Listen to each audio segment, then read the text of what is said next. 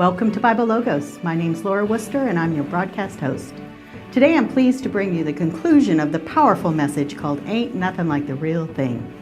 I need you to do something for me, like it and share it on social media with your friends and family. All right, sit tight for the conclusion of Ain't Nothing Like the Real Thing. The reason why I say biblical faith and draw distinctions is because there's all kind of faith. It took faith for you to walk into this church today and sit down in that chair and believe that it wasn't going to break under you. It took faith for you to get in your car and believe that you were going to make it to church today without getting into an accident. So there's all kinds of faith. I'm not talking about all kinds of faith. I'm talking about Hebrews 11:1 faith, which is the substance of things hoped for and the evidence of things not seen. And so now when we talk about mental belief, I want to point out that, see, this belief thing, it can cause us confusion because you have to believe to be in faith. But what I'm trying to get us to see here is that there's a mental exercise of believing, and then there's believing that reaches the heart. And once it reaches the heart, that's when it cannot be shaken. That's when it cannot be moved.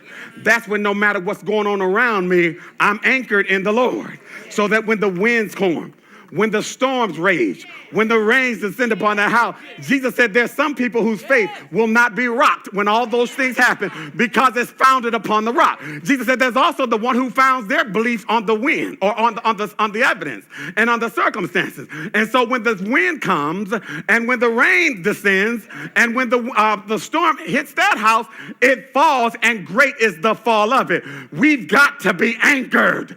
We've got to be anchored in the word. So belief that is anchored is belief that does not shake just because something happened that didn't go your way. Belief that is anchored is belief that stays strong even though everything against you is opposing. Everything is opposite. All the evidence says contrary, and yet you're standing on the word of God. That's the type of faith that we're talking about, and that's believing faith. That's faith that has reached the heart. It is not enough just to believe. Well, I do believe. Well, Jesus said, well, the demons believe and tremble. It's not enough just to believe. It's got to go further than just believing. What do we do differently from demons that believe and tremble? What we do differently is that we stand on the word of God, we respond to the word of God, and we act like we believe the word of God. So we do what the word of God says. If God says it, I believe it, I act like it. If I'm in believing faith, my words are to be speaking believing faith. Forgive me for that bad English. You know what I'm trying to say, right?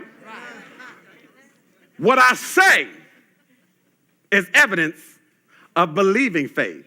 I'm telling you 1 minute I believe, and I'm making preparations because I don't believe on the side. The acts that I do, the things that I do are evidence of believing faith. Remember we talked about last week the guys who let their friend down, the roof of the house. They tore the roof off somebody's house and let them down. The Bible says Jesus saw their faith. Believing faith is faith that you can see. You can't hide it. So James said that there ought to be some evidence of your faith by your works. Remember he said that? He said some of y'all talk about faith by just what you're talking about. But the way I'm defining faith, to give you more understanding of it, James said, is that I will show you my faith by my works.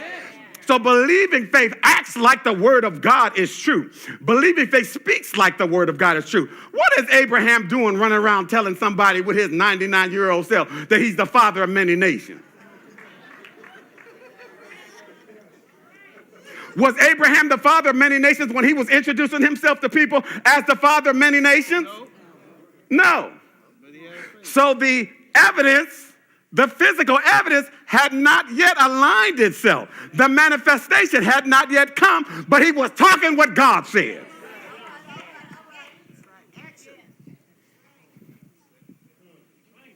The other part of this is what I'm doing. Is what I'm doing demonstrating that I believe God? If I'm believing God for a job, don't be sitting up playing video games all day long. Right now, say that. Talk about I'm believing God for a job. Unless that job is that video game, get your tail up and go look for the job. Believing faith has corresponding actions to what you believe. Now, God, your word says such and such. I believe your word. So let me find something that I can do to demonstrate that I'm walking in faith. Come on, somebody, put your hands together. Let's give God praise. So you've got to roll away the stone. No matter what it was, no matter what the cobwebs might be there, you might have given up on it, you might have been through with it a long time ago. But the word of God to you today is to roll away the stone. Let that which was your dream, let that which was a vision to you, let that which God had birthed in your spirit years and years and years ago come alive and be resurrected by rolling away the stone. Come on and stand to your feet and let's give God praise. Come on and bless the Lord with these things. Come on and bless God for his word. Ain't nothing like the real thing. Welcome back. This concludes the pastor's teaching called Ain't Nothing Like the Real Thing. If you've been blessed by this message, please like it and share it with your friends and family. I'm Laura Worcester, and I want you to remember that the sower sows the word, and therefore it is with the same measure you meet that it shall be measured unto you again.